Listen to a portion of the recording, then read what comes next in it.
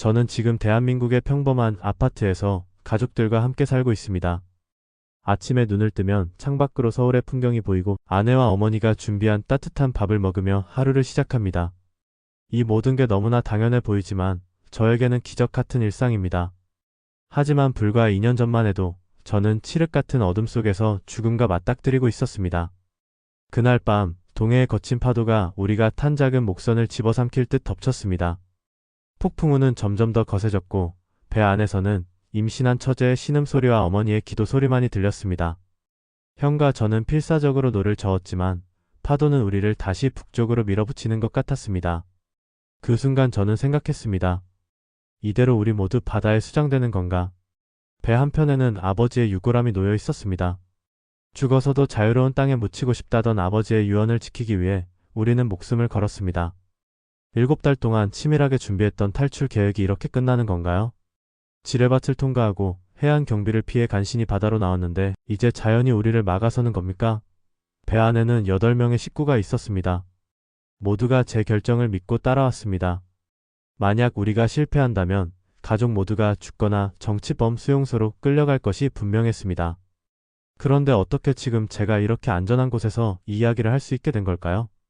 이 믿기 힘든 생존과 탈출의 기록이 궁금하시다면 구독과 좋아요 버튼을 눌러주세요. 여러분의 관심이 아직도 북한에 남아있는 수많은 사람들에게 희망이 됩니다. 지금부터 그 전말을 들려드리겠습니다. 왜 우리 가족이 모든 것을 버리고 죽음의 바다로 향할 수밖에 없었는지, 그리고 어떻게 기적적으로 살아남을 수 있었는지를요. 제가 북한에서 살던 시절 우리 가족은 동해안의 작은 마을에서 평범하게 살았습니다. 아버지는 어업 관련 일을 하셨고 형과 저는 각자 직장에 다니며 가족을 부양했습니다. 어머니는 집안일을 돌보셨고 제 아내와 동생 내외도 함께 모여 살았습니다. 가난했지만 그래도 하루하루를 버텨낼 수 있었습니다. 그런데 2020년 모든 것이 달라지기 시작했습니다. 코로나라는 전염병이 전 세계를 덮쳤다는 소식과 함께 북한 당국은 국경을 완전히 봉쇄했습니다. 중국과의 무역도 끊겼고 그나마 암암리에 들어오던 물자들도 모두 사라졌습니다.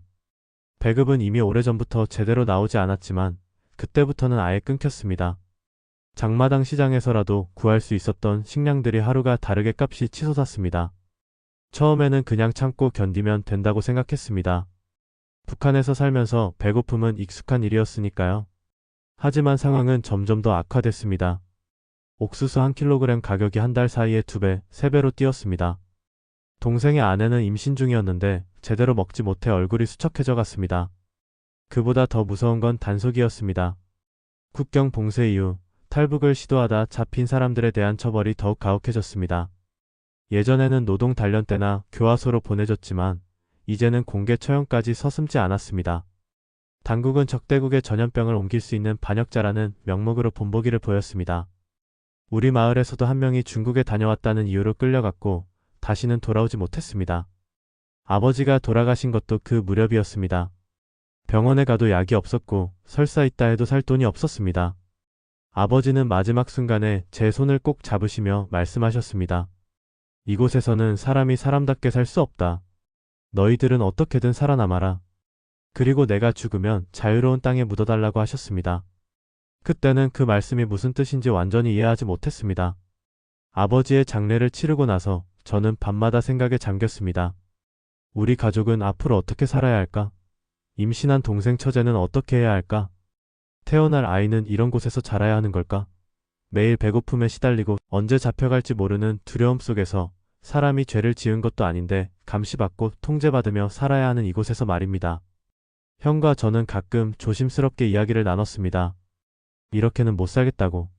하지만 그 말을 입 밖에 내는 것조차 위험했습니다. 어머니는 우리의 침울한 표정을 보시며 걱정하셨지만 아무 말씀도 하지 않으셨습니다. 다만 가끔 아버지의 유언을 떠올리시는 듯 먼 산을 바라보셨습니다. 그렇게 2021년이 지나가고 상황은 나아질 기미가 보이지 않았습니다. 오히려 더 악화되고 있었습니다.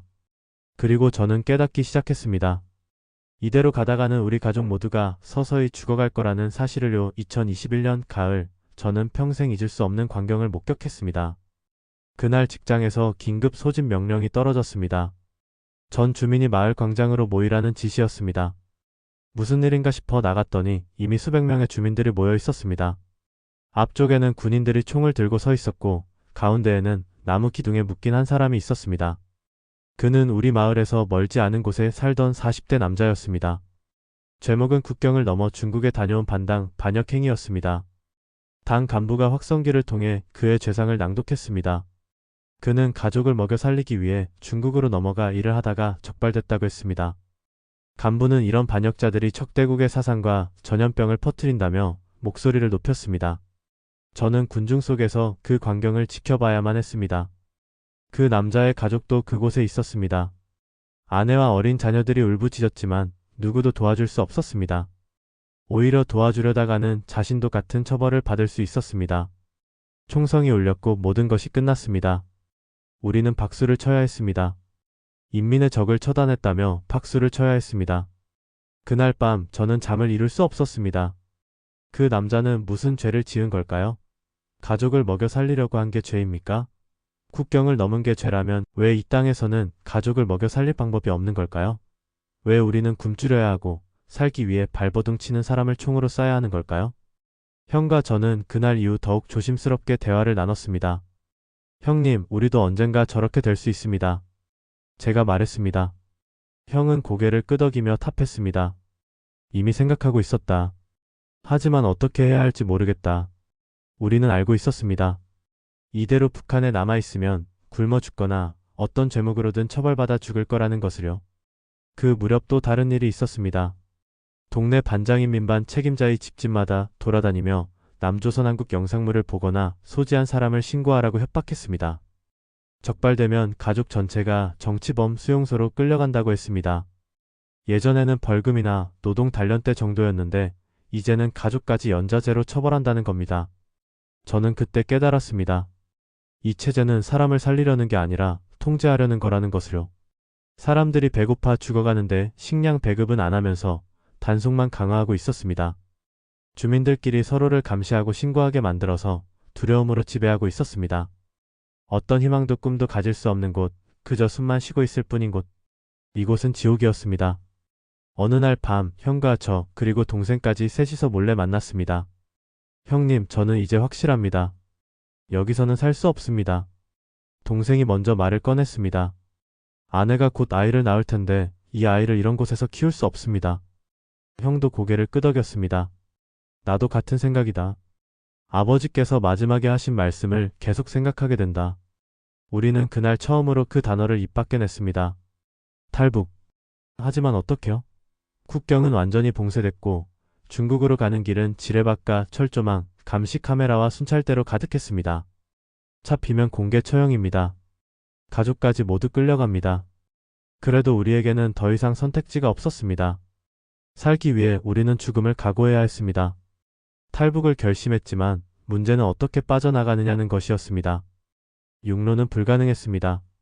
중국 국경은 철조망과 지뢰밭, 감시 카메라로 완전히 봉쇄돼 있었고 순찰대가 밤낮으로 돌아다녔습니다.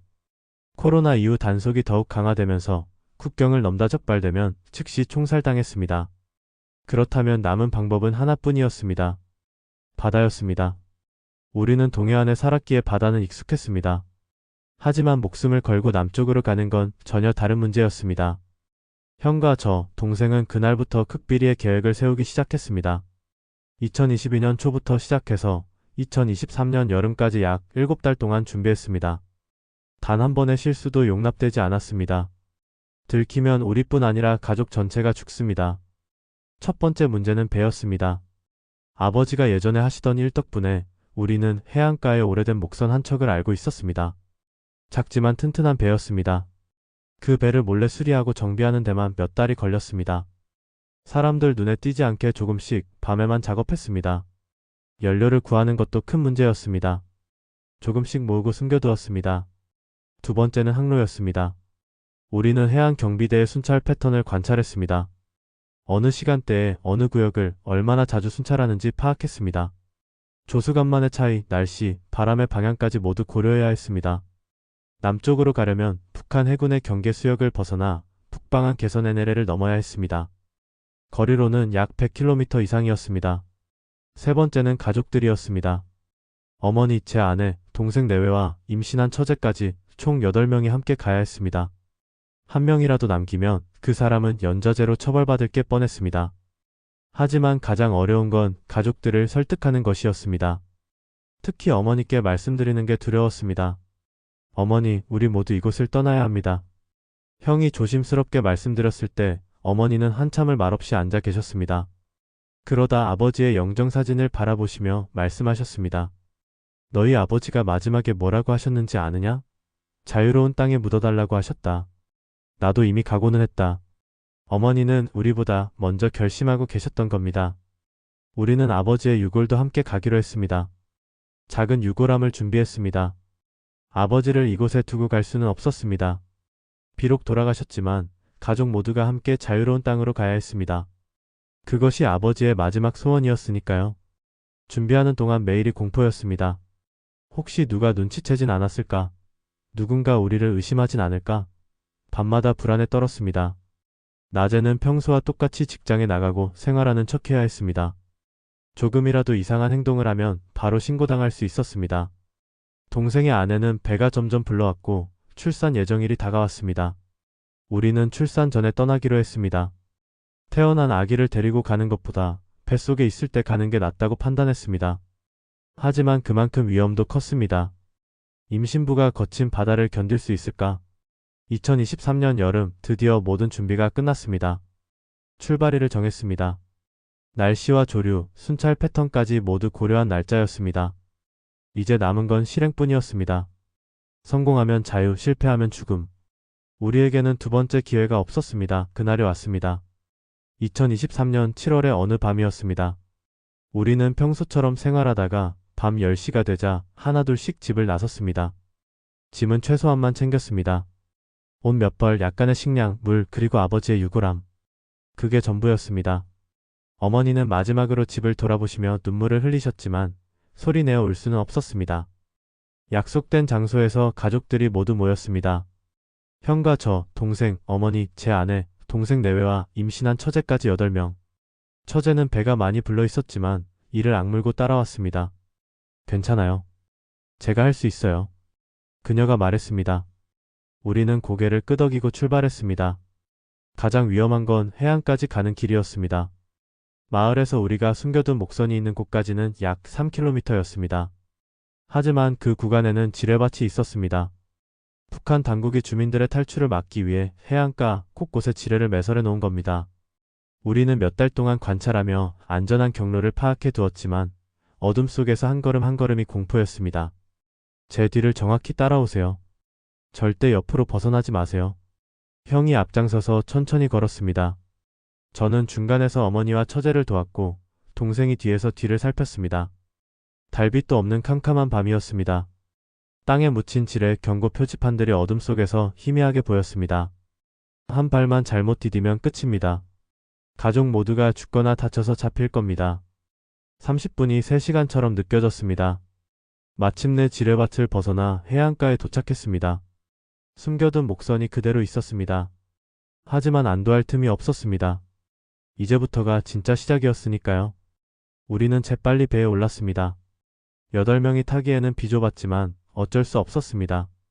출발합니다. 형이 엔진을 켰습니다. 엔진 소리가 너무 크게 들렸습니다.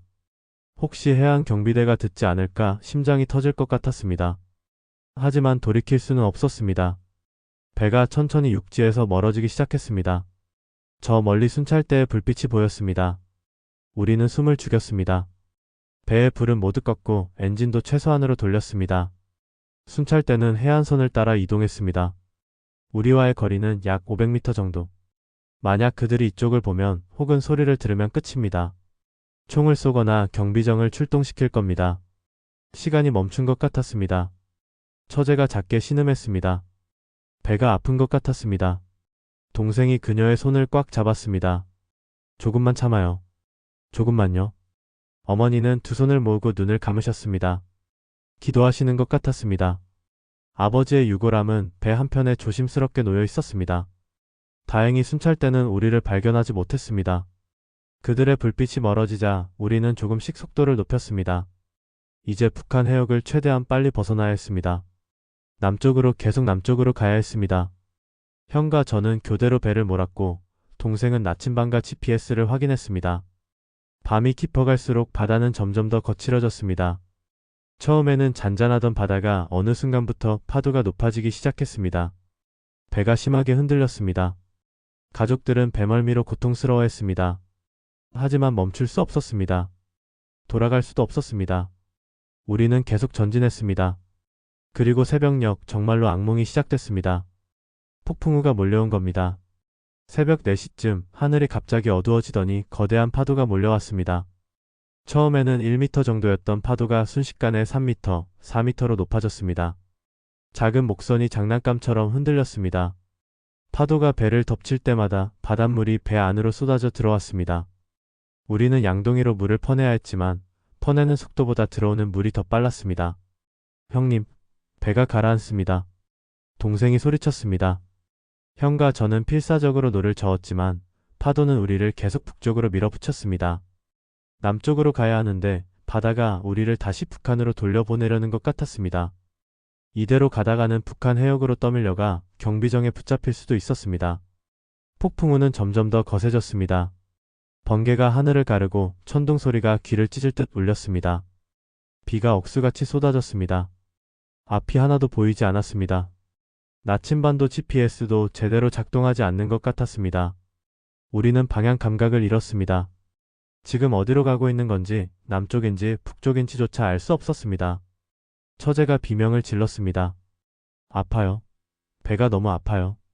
그녀가 배를 움켜쥐며 신음했습니다. 진통이 시작된 것 같았습니다. 이런 상황에서 출산이라니. 동생은 미친 듯이 물을 퍼내면서 아내를 걱정스럽게 바라봤습니다. 하지만 우리가 할 수 있는 건 아무것도 없었습니다. 바다 한가운데서 폭풍우 속에서 우리는 그저 살아남기 위해 발버둥칠 뿐이었습니다. 어머니가 유골함을 꼭 끌어안으셨습니다. 여보, 우리 애들 좀 살려주세요. 제발 부탁입니다. 어머니는 아버지께 기도하셨습니다. 파도가 배를 덮칠 때마다 유골함이 떠내려갈까 봐 온몸으로 막으셨습니다. 비에 젖고 바닷물에 흠뻑 젖으셨지만 유골함만은 놓지 않으셨습니다. 제 아내는 공포에 질려 울고 있었습니다. 우리 다 죽는 거예요? 그녀가 떨리는 목소리로 물었습니다. 저는 그녀의 손을 꽉 잡았습니다. 아니야. 우리는 살아남을 거야. 반드시. 하지만 솔직히 저도 확신할 수 없었습니다. 배는 물에 잠겨가고 있었고 폭풍은 멈추지 않았습니다. 그때 형이 소리쳤습니다. 저기 불빛이 보여. 폭풍우 사이로 희미하게 불빛이 보였습니다. 등대인지 배인지 알 수 없었습니다. 하지만 그것이 무엇이든 우리에게는 희망이었습니다. 우리는 그 불빛을 향해 배를 몰았습니다. 팔이 떨어져 나갈 것 같았지만 멈출 수 없었습니다. 시간이 얼마나 지났는지 모릅니다. 1시간이었을 수도 3시간이었을 수도 있습니다. 체력은 바닥났고 온몸이 떨렸습니다. 처제는 계속 신음했고 어머니는 기도를 멈추지 않으셨습니다. 형과 저, 동생은 마지막 힘을 짜내며 노를 저었습니다. 그리고 마침내 폭풍우가 조금씩 잦아들기 시작했습니다. 동이 트기 시작했습니다. 동쪽 하늘이 희미하게 밝아오면서 우리는 주변을 볼 수 있게 됐습니다. 그리고 저 멀리 우리가 본 것은 회색빛 군함이었습니다. 선체의 태극기가 선명하게 보였습니다. 대한민국 해군이었습니다. 우리는 북방한 개선을 넘은 겁니다. 살아남은 겁니다. 형과 저는 그 순간 울음을 터뜨렸습니다. 동생도 어머니도 아내도 모두 그렇습니다. 죽음의 문턱에서 돌아온 것입니다. 처제는 고통스러워했지만 그녀의 얼굴에도 안도의 표정이 떠올랐습니다. 우리는 힘을 다해 손을 흔들었습니다. 살려주세요. 도와주세요. 목이 터져라 외쳤습니다. 그리고 해군 함정이 우리를 향해 다가오기 시작했습니다. 대한민국 해군 함정이 우리 배 옆에 멈춰 섰습니다. 카파니에서 해군 병사들이 우리를 내려다봤습니다. 처음에는 경계하는 표정이었습니다. 당연했습니다. 우리가 정말 탈북자인지 아니면 북한이 보낸 간첩인지 확인해야 했을 테니까요. 하지만 우리의 초라한 목선과 비에 젖어 떨고 있는 8명의 모습을 보자 그들의 표정이 바뀌었습니다. 탈북자십니까? 한 장교가 확성기로 물었습니다. 형이 목이 메어 대답했습니다. 네, 우리는 북한에서 온 주민입니다. 제발 도와주십시오. 순간 가판의 병사들이 움직이기 시작했습니다. 사다리가 내려왔고 병사들이 하나씩 우리 배로 내려왔습니다. 다치신 분 계십니까? 첫 번째로 처제를 확인했습니다. 임신한 그녀가 가장 위급해 보였으니까요. 군의관이 급히 내려와 처제를 살폈습니다. 진통이 시작됐지만 아직 괜찮습니다. 빨리 병원으로 이송해야 합니다. 처제는 안도의 눈물을 흘렸습니다. 우리는 한 명씩 해군함정으로 옮겨졌습니다. 어머니가 유골함을 놓지 않으려 하자 한 젊은 병사가 조심스럽게 물었습니다. 할머니, 이게 뭡니까? 우리 남편 유골입니다. 자유로운 땅에 묻어달라고 하셔서. 어머니의 말에 병사들의 눈시울이 붉어졌습니다. 조심히 모시겠습니다. 그들은 유골함을 정중하게 받아 안전하게 보관했습니다. 함정 안은 따뜻했습니다. 병사들이 따뜻한 담요를 덮어주고 뜨거운 물과 간단한 음식을 가져왔습니다. 저는 따뜻한 물 한 모금을 마시며 울컥했습니다. 얼마 만에 마시는 따뜻한 물인지, 얼마 만에 느끼는 사람의 온기인지. 북한에서는 매일 굶주리고 추위에 떨고 감시받고 두려워하며 살았습니다. 하지만 여기서는 낯선 사람들이 우리를 살리기 위해 애쓰고 있었습니다. 함장이 우리를 찾아왔습니다. 여러분, 일단 안전합니다. 이제 대한민국 영해 안에 계십니다. 그 말을 듣는 순간 우리 가족 모두가 또다시 눈물을 흘렸습니다. 대한민국, 자유로운 대한민국, 우리가 목숨을 걸고 찾아온 곳, 아버지가 가고 싶어 하셨던 곳, 우리는 마침내 도착한 겁니다. 하지만 끝난 게 아니었습니다. 함정은 항구로 향했고 우리는 그곳에서 관계기관의 조사를 받아야 했습니다. 국정원과 경찰, 여러 기관에서 나온 사람들이 우리를 면담했습니다. 어디서 오셨습니까? 왜 탈북하셨습니까? 어떤 경로로 오셨습니까? 수없이 많은 질문에 답해야 했습니다. 처음에는 두려웠습니다. 이렇게 많은 질문을 받는 것이 마치 북한에서 신문 받는 것 같았습니다. 하지만 그들은 우리를 의심하는 게 아니라 우리를 보호하고 도와주기 위해 질문하는 것이었습니다. 우리가 진짜 탈북 주민이라는 것을 확인하고 안전하게 정착할 수 있도록 도와주려는 것이었습니다. 조사는 며칠이 걸렸습니다. 그 사이 처제는 병원으로 이송됐고 우리는 임시 숙소에 머물렀습니다. 깨끗한 방, 따뜻한 침대, 제때 나오는 식사. 모든 게 꿈만 같았습니다. 샤워를 하고 깨끗한 옷을 입고 걱정 없이 잠들 수 있다는 것. 북한에서는 상상도 할 수 없던 일이었습니다. 며칠 후 우리는 경기도에 있는 통일부 시설로 이동했습니다. 하나원이라는 곳이었습니다.